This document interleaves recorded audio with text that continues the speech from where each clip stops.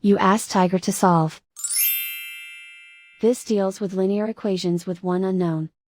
The final result is x equals 72. Let's solve it step by step. Group all constants on the right side of the equation. Add 9 to both sides. Simplify the arithmetic.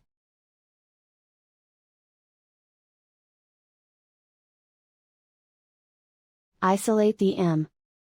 Multiply both sides by inverse fraction 3/1.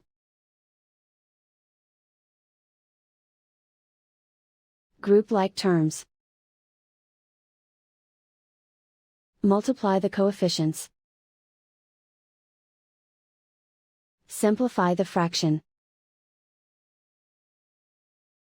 Simplify the arithmetic.